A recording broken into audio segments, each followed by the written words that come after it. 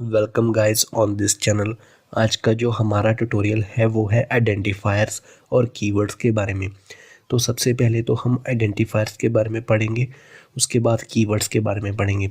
ये हमारा 7वां ट्यूटोरियल है। अगर आप इससे पहले के ट्यूटोरियल देखना चाहते हैं तो उनके लिंक्स जो हैं वो मैं डिस्क्रिप्शन में डाल दूँगा, तो आप वहाँ से जो है देख सकते हैं। तो चलिए शुरू करते हैं आइडेंटिफायर्स के बारे में।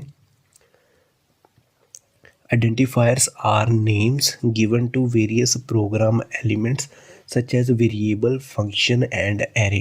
अब गाइस आइडेंटिफायर जो होते हैं वो नाम होते हैं, नेम्स, जो कि प्रोग्राम एलिमेंट्स जो होते हैं उनको दिए जाते हैं। अब एक प्रोग्राम में, सी के प्रोग्राम में कौन कौन से प्रोग्राम एलिमेंट्स होते हैं? वो होते हैं ये 3, वेरिएबल्स, फंक्शंस और एरेज। आप जब भी कोई वेरिएबल डिक्लेयर करते हो या कोई फंक्शन बनाते हो या कभी एरे को इनिशियलाइज करते हो तो उस टाइम आप उसको कोई नाम देते हो, वही नाम जो होता है वो आइडेंटिफायर होता है। ठीक है गाइस, अब हम इसे एग्जांपल के तौर पे समझ लेते हैं। तो सबसे पहले जो है हमारे पास है वेरिएबल। तो वेरिएबल में इंट, ए, बी और टेम्प। गाइस अब इसमें मैंने ये 3 वेरिएबल डिक्लेयर किए हैं। अब ए, बी, टेम्प जो हैं आर आइडेंटिफायर्स, ये तीनों के तीनों आइडेंटिफायर्स हैं। ठीक है गाइस, अब नेक्स्ट देख लेते हैं। नेक्स्ट है हमारे पास function add the number.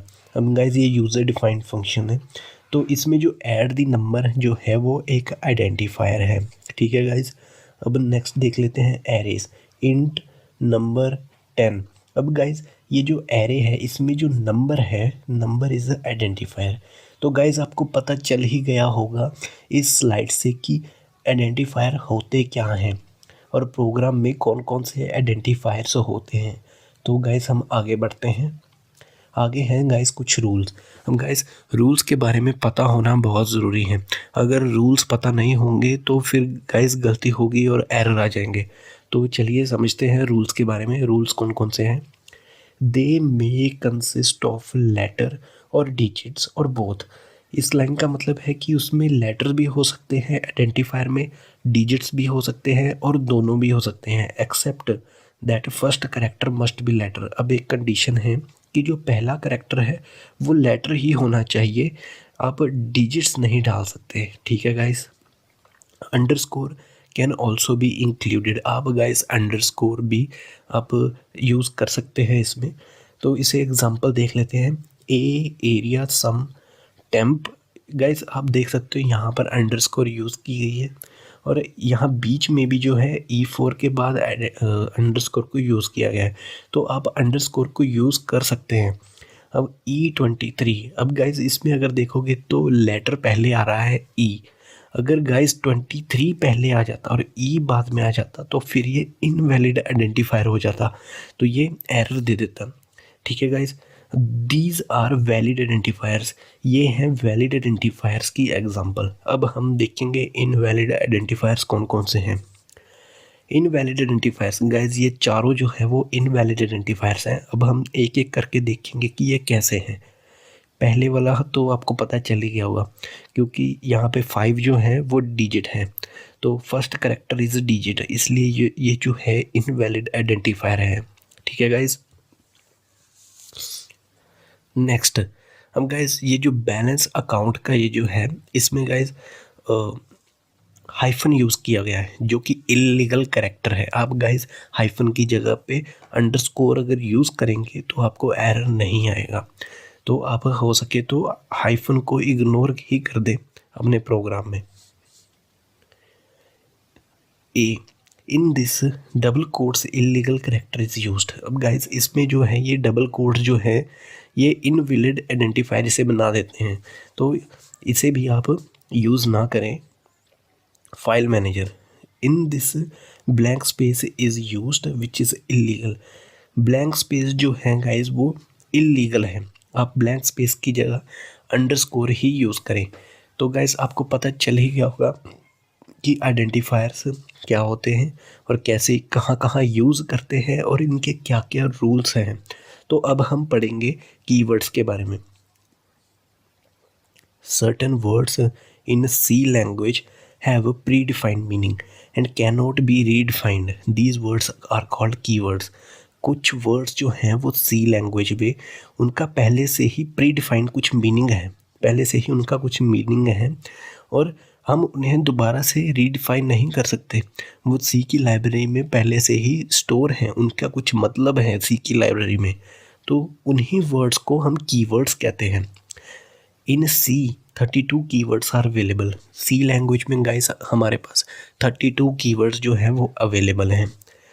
These keywords are known as a reserved word और सिस्टम डिफाइंड वर्ड्स। इन्हें रिजर्व्ड वर्ड भी बोला जाता है और सिस्टम डिफाइंड वर्ड भी बोला जाता है। ठीक है गाइस, तो अब इनके भी कुछ रूल्स हैं और वो रूल्स के बारे में जानना बहुत ज़रूरी है। We should not use keyword to construct variable name. अब गाइस जो वेरिएबल हम डिक्लेयर करते हैं या कभी हम फंक्शन बनाते हैं या हम एरे वगैरह डिक्लेयर करते हैं तो उस केस में हमें कीवर्ड यूज़ नहीं करना है। जैसे कि एग्जांपल है int break is equal to 20। अब गाइस ब्रेक जो है वो एक कीवर्ड है तो ये हमें एरर देगा, it gives error because break is a keyword. Okay guys, C is a case sensitive, so upper case and lower case both are different characters. Guys मैंने पहले के ट्यूटोरियल में ये बताया था, एक C का फीचर है कि वो केस सेंसिटिव है, तो इसलिए अपर केस और लोअर केस में अगर आप सेम ही वेरिएबल को डिक्लेयर करते हैं, सपोज लोअर केस में आप A लिखते हो और अपर केस में आप भी A लिखते हो यानी कैपिटलाइज A लिखते हो, तो आपको एरर नहीं मिलेगा। So you can use a keyword in upper case. तो इसलिए जो हमारे पास कीवर्ड है सी में जो कीवर्ड हैं वो सभी के सभी लोअर केस में हैं, तो इसलिए अगर आप कीवर्ड को अपर केस में यूज़ करेंगे तो आपको एरर नहीं मिलेगा। Int break is equal to 20। अब गाइस ब्रेक जो है वो कैपिटलाइज यानी कि अपर केस में है तो आपको एरर नहीं मिलेगा। Now it does not gives error but guys it creates confusion. इससे कन्फ्यूजन काफ़ी ज़्यादा क्रिएट हो जाएगी और वो भी खुद के लिए ही क्रिएट होगी, तो हो सके तो ऐसे आप कैपिटलाइज में यूज़ ना ही करें तो ही बेहतर है, आप ये लोअर केस में ही कीवर्ड को यूज़ करें। ओके गाइस, तो अब हम देख लेते हैं 32 कीवर्ड्स की लिस्ट।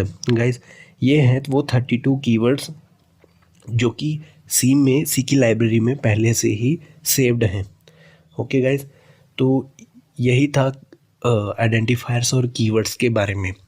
आई होप कि आपको समझ आया होगा। अगर आपको समझ आया है तो लाइक करें, शेयर करें और सब्सक्राइब करें।